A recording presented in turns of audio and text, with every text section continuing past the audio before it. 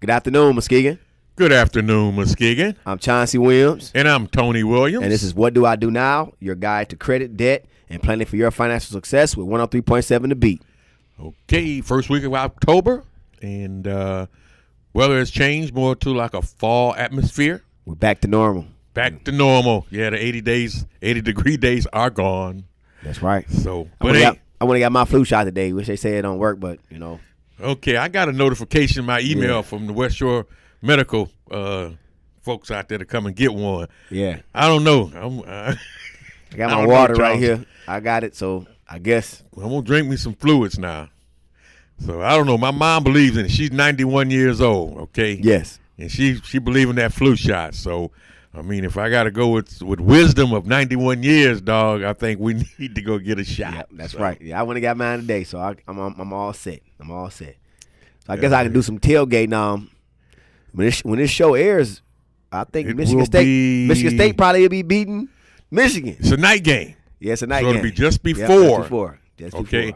So everybody will be, preparing, all the munchies and goodies to sit down and enjoy the rivalry. Nobody hasn't attacked me on social media yet. Everybody really? Because I usually get a lot of attacks and death threats. But I'm around, so it'll be ready. I'm trying to figure out which Michigan fan I'm going to get my claws on before I get started. But I think it's going to be competitive. Yeah. I really do.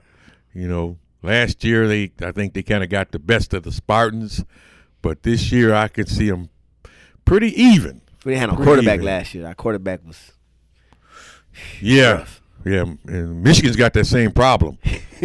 So their quarterback is out. Yep. He needed to be out. He needed to transfer. I don't know what Harbaugh's seen in that guy, but he just didn't seem to be the individual that could get him to that next level in college football. So, but strange things happen. Right. Guys get hurt, the next guy step up, and they never get their job back. So some guys get on campus and they change. They'll be the guy they was in high school. Right.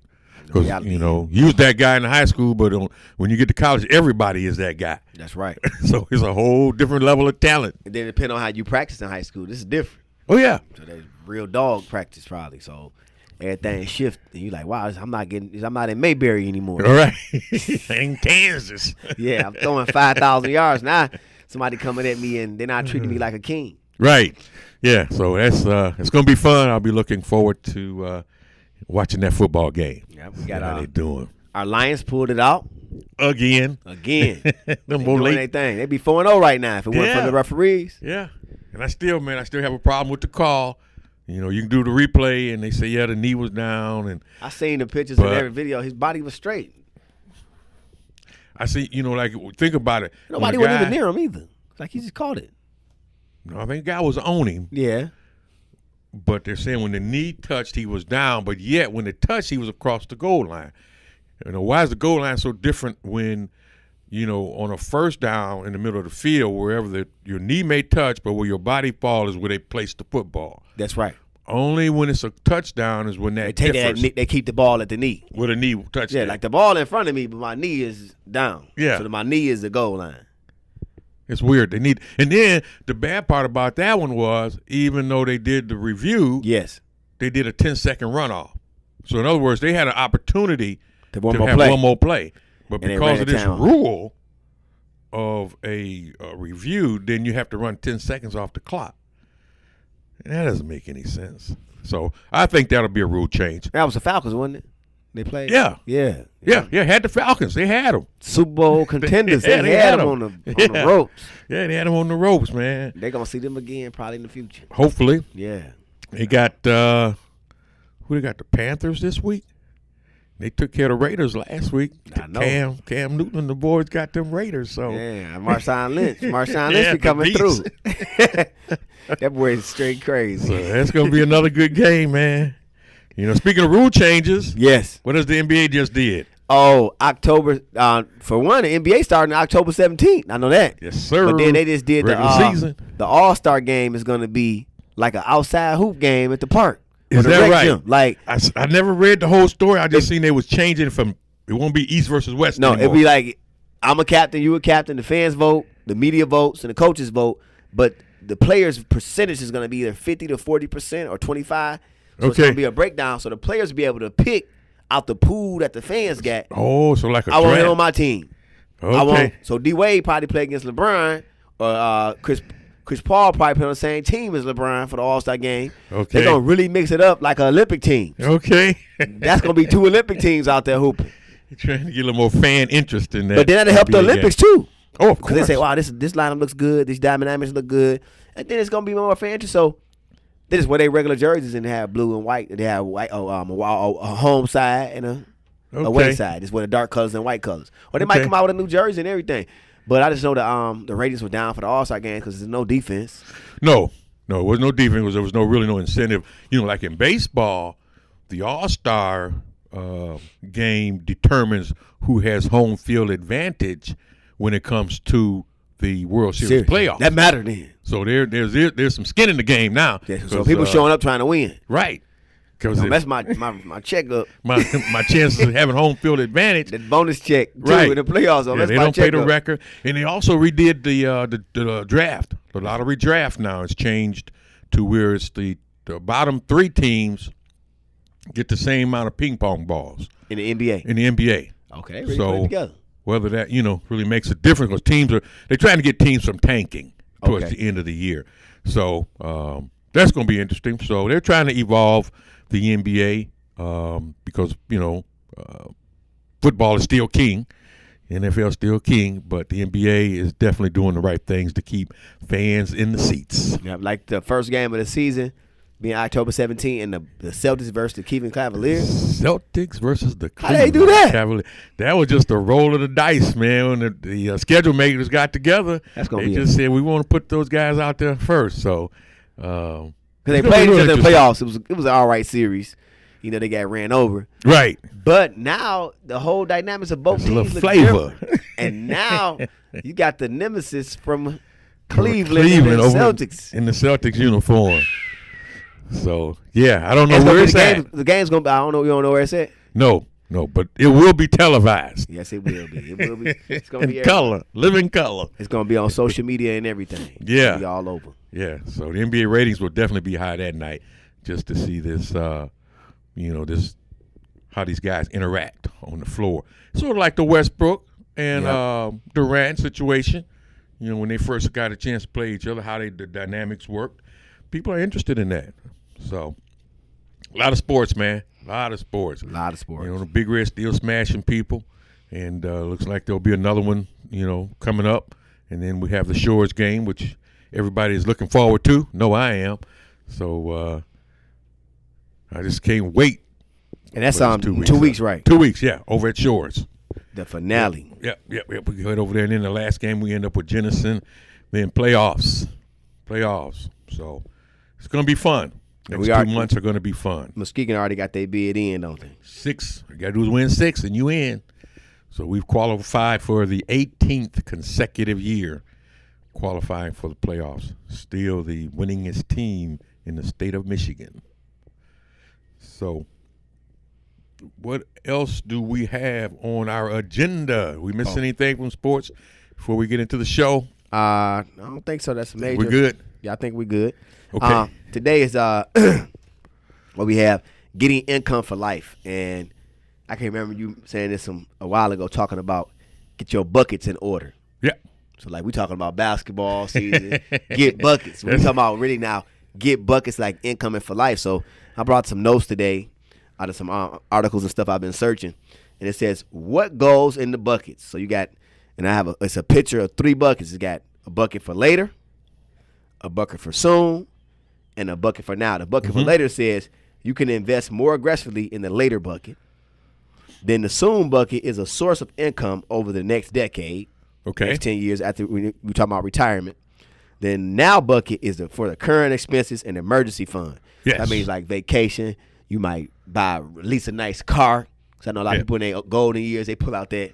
That new Lincoln on you. Yeah, you've been waiting. Cadillac. They've been waiting. Like, they got a brand new caddy. That's right. Yeah, I had to cash that out. I got time now to ride around in it. Ride around. I was working. It sit in the garage. This and that. Now I got time to ride. You know them brothers when they got those Cadillacs and they did the right service. 30 years into the job, they had the Vogues on there. It's clean. It look like glass riding down the street. So you know it's this time when you see that. So yeah, and that's what it's about, man. Is guy worked all his life, 30 years, and done well financially. Never really, lived above his means. He's always kind of set money aside. So in his golden years, he has an opportunity to take advantage of some of the finer things in life. That's right. And that's, you got that dream car.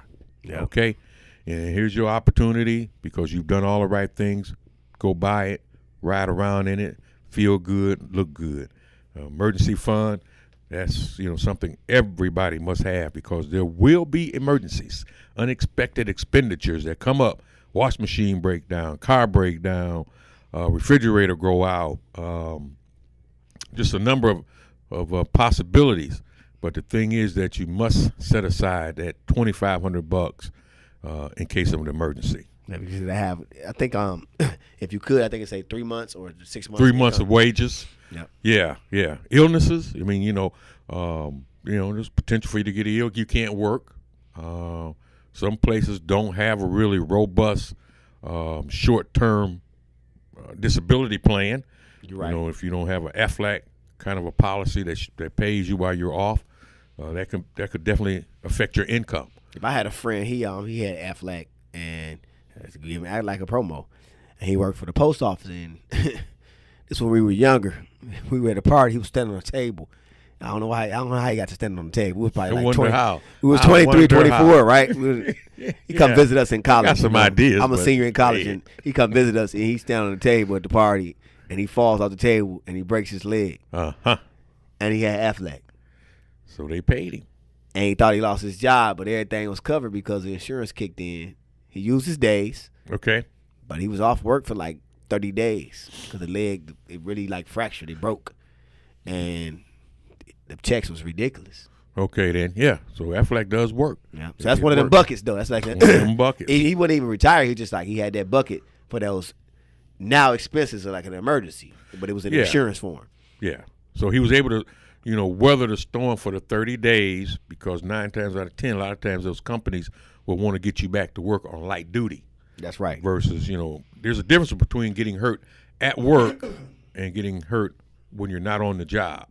Because when you're at work, you get hurt, there's a workers' comp, which means there's a certain percentage that they'll pay you for the wages that you would have earned. Whereas if you are not at work, your AFLAC is more than apt to take over and pay.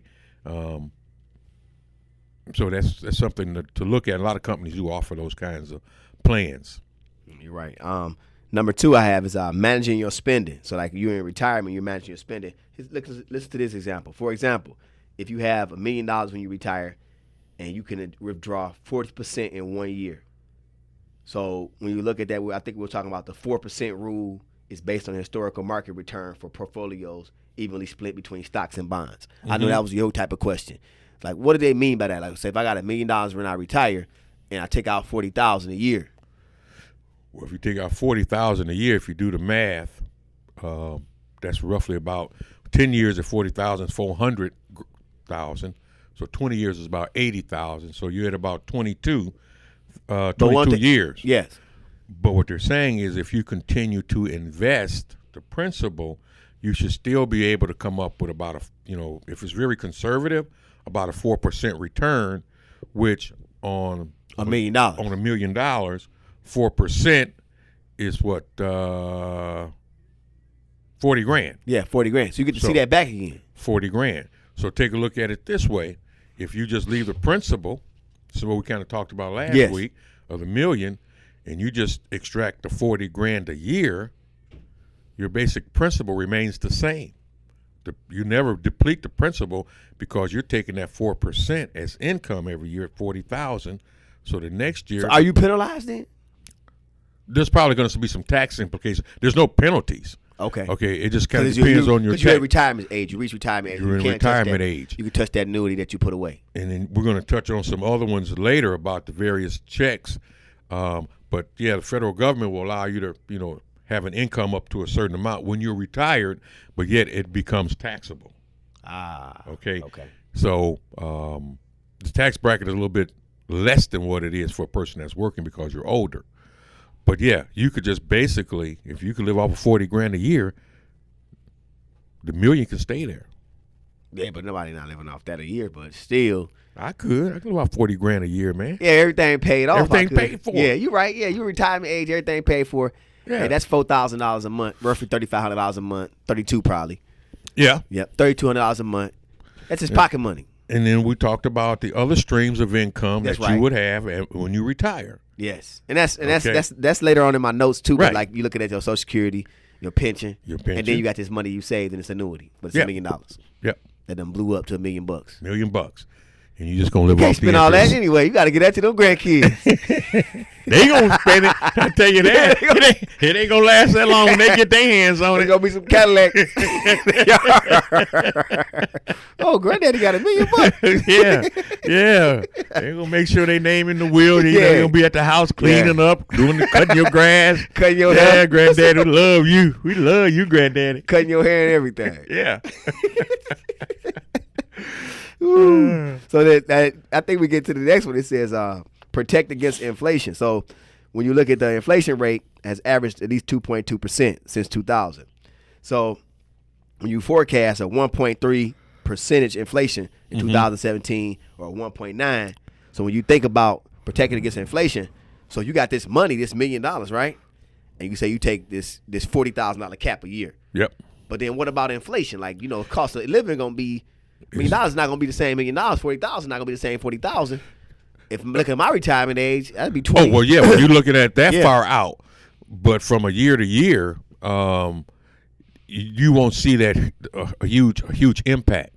The other thing you got to think about is that we're using a conservative number for that 4%. All righty, that's somewhat like a fixed number. But if you're in some kind of a position to have some aggressiveness in your investing, yes, you can earn up to 12%. Okay, as long as the market stays strong, which it has been. We don't know how long this bull market is going to continue to go, but right now you take advantage of it and get as much earnings as you can. But again, like I say, you could easily get 8% in some markets. So 4% is very, very conservative when you're talking about that million.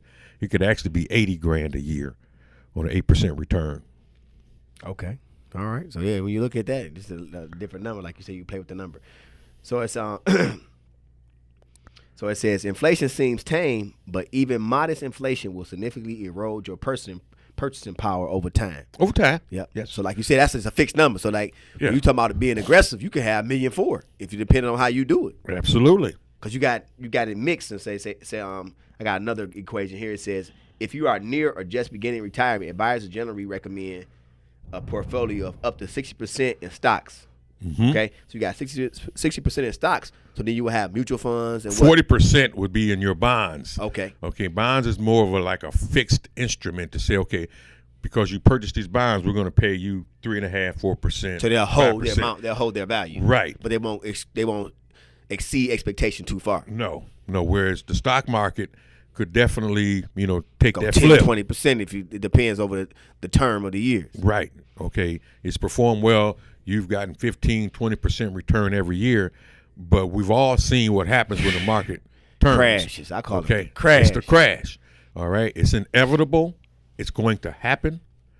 And it's just something that you got to be, you got to have a stomach to say, okay, I've done well. Hold. Hopefully you got a good investment person that can look at indicators. There's always indicators out there to kind of guide you when it comes to how you split your portfolio, where you start moving what they call preservation of capital. So, over the years I was very aggressive. Now as you get older, you lessen your aggressiveness. Yes, sir. So you, instead of being 60% in stocks, you might want to be 40% in stocks and 60% in bonds, because bonds is normally a fixed instrument. Regardless of what happens in the market, that rate has really been locked in.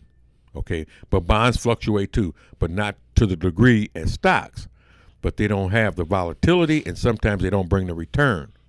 Heard some news today that the stock market really heard it and they liked it. The auto industry had a great September. Stock market went up 152 points. We're already at an all-time high, over 22,000. Yes, looking at 23,000. Okay. And then, like we said, we talking a couple shows earlier. Home Depot, Lowe's, the semi truck companies, the rebuilding of these areas. That's right. Bulk foods, all that. Mm-hmm. You know, grass companies, trees, drywall. You look, all building materials is about to be like skyrocketed stock. And a lot of these people that lost their vehicles down there had to go out and buy other cars, That's right? Right. Even though their vehicle's not lost. Okay. It's gonna be sold again. But it was as far as the insurance company was concerned, That's it was a total loss. They got brand new cars. So they had to go buy them a new car. They riding good. So all that helped with the stock market. With the stock market and the auto industry still being robust. Because as the auto industry goes, so goes this country. That's right. Okay. American made, American paid. Yep. That's how I look at it. Even though a lot of stuff is not made in our country. I just heard one of the major car makers building a huge plant down in the South. No unions. Right. That's it.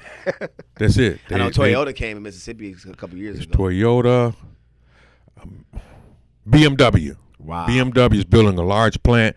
I think it's in Tennessee. And most of them, if you by design. Yep, no union. They build them in Georgia because they're right-to-work states. That's right. And there's not a strong union. Yeah, they come in, pay the people off the street $25 an hour. Pay them a living wage. 17, 19. They like, man, I'm $19 off the street. Yeah. With a high school diploma, how I do that? Right. So that's how they're doing it. So they're building that up, that workforce up off just. But these are times where that'd be great to get those jobs again. Okay. When they can in-house train you to do the technical work. Yep. Yeah, Volkswagen has another. I mean, all the major European makers have facilities now in the United States. Mercedes-Benz, but they will not build in Michigan, Ohio, or Indiana. Yeah. So the next one I got, it says get income from your investments, and then so the example I have, it says as our alternative to individual stocks, consider. And I was going to ask you a question about this one. Consider exchange traded funds and mutual funds that focus on investing in companies that pay dividends.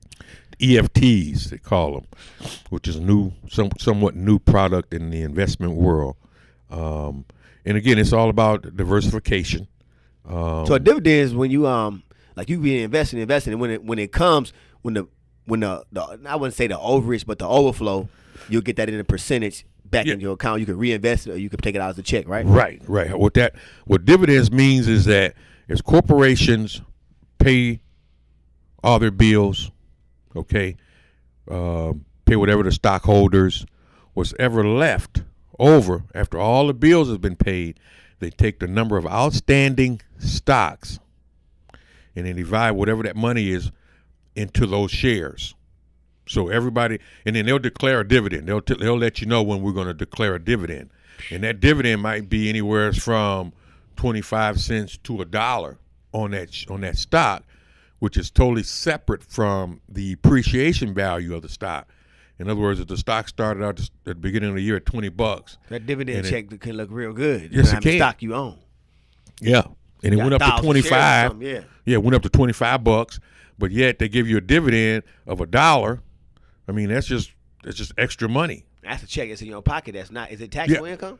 Oh yeah, dividends are taxable, but most people do reinvestment of dividends. Yes. So I don't, if you get older and you got a pretty healthy stock portfolio and they pay you dividends, you might take that 20, 30 grand dividend check and go on vacation. And have fun with that. Yeah. I've seen and heard stories of that dividend check. So, but as you're younger, the you need theory is to go ahead and That's reinvest that. That's what I've been told. Those always dividends. Put it back in. Yeah. Like, you got dividends? I'm like, okay, I got a dividend check, but it's not like you said at 30,000. I wouldn't mind having one of those. Yeah, but that's what it is. It's when all the bills have been paid, what's ever left over, the company distributes that back to the shareholders based on the number of outstanding shares.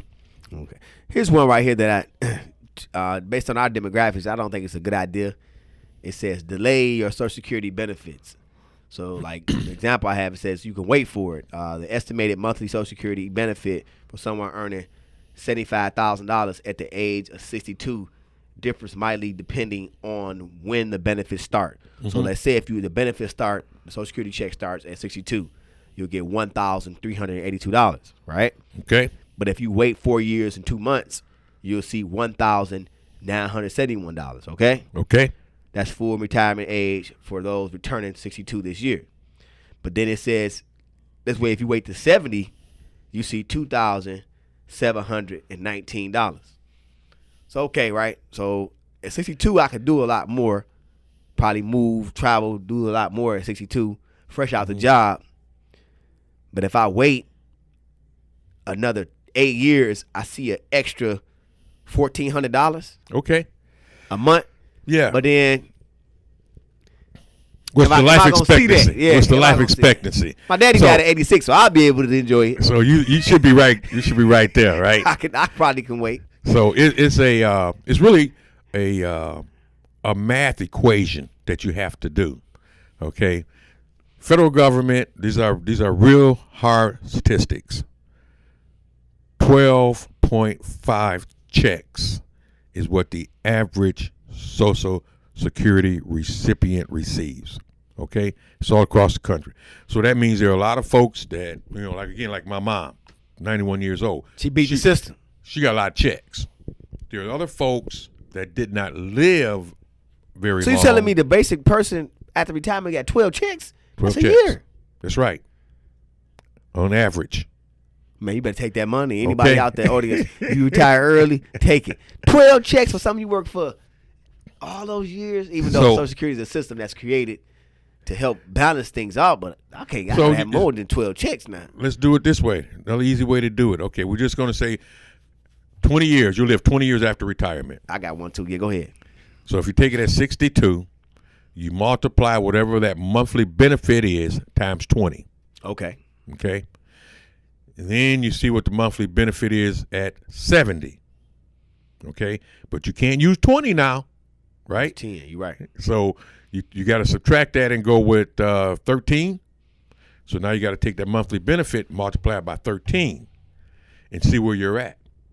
And this is, again, with the hopes of being 20 years in retirement. My belief is this: depending on your financial situation, if you're 62 and you still feel well enough to work, then depending on the kind of work you do, if you can still work, get an income, you don't really need the social. Okay, you can put it off. I would say 62, 66.